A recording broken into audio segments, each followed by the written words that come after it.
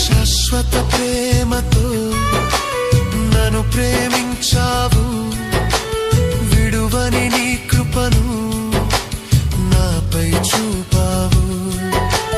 నీ అభిషేకముతో